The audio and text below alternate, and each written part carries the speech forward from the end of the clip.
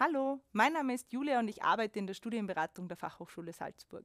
Wenn du nicht aus Österreich bist, aber in Österreich bei uns an der FH Salzburg studieren möchtest, dann sind hier ein paar Dinge, die einfach wichtig und zu berücksichtigen sind für internationale Studierende, sprich jeden Studierenden, der aus einem anderen Land als Österreich stammt. Wir unterscheiden hier mal nach EU- und Non-EU-Students. Für Non-EU-Students gibt es nämlich vorverlegte Fristen und ein paar Besonderheiten zu beachten. Insgesamt ist es so, dass ihr euch gerne bei uns bewerben könnt. Wir freuen uns über BewerberInnen aus der ganzen Welt. Und genauso wie unsere regulären Studierenden aus Österreich ladet ihr einmal im ersten Schritt in der Online-Bewerbung alle eure Dokumente hoch. Solltet ihr nicht aus Österreich stammen, wird im Zuge des Aufnahmeverfahrens geprüft, ob eure Hochschulreife gleichwertig zur österreichischen Matura ist oder ob es hier eventuell Auflagen gibt. Wenn notwendig, müsst ihr euch um Beglaubigung und Legalisierung, Übersetzungen der Dokumente bitte selber kümmern.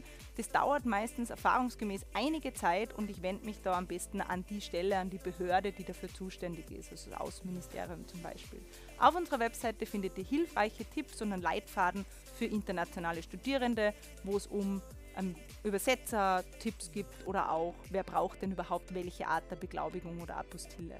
Wie gesagt, wichtig, die Dokumente, die ihr in die Online-Bewerbung reinladet, müssen bitte unbedingt, wenn von eurem Land wichtig, beglaubigt und übersetzt sein, damit wir sie anschauen können.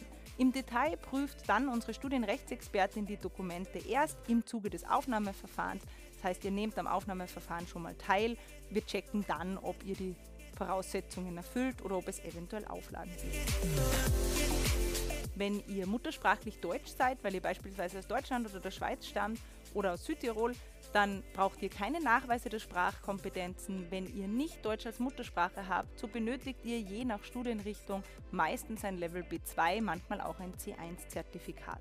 Auch für Englisch braucht ihr keinen Sprachnachweis, bei fast allen unseren Studiengängen Level B2. Diese Dokumente werden einfach im Zuge des Bewerbungsprozesses hochgeladen.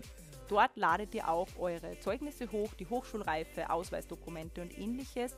Ob eure Hochschulreife als gleichwertig zur österreichischen Matura anerkannt werden kann, können wir euch im Zuge des Aufnahmeverfahrens nach Check eurer Dokumente beantworten.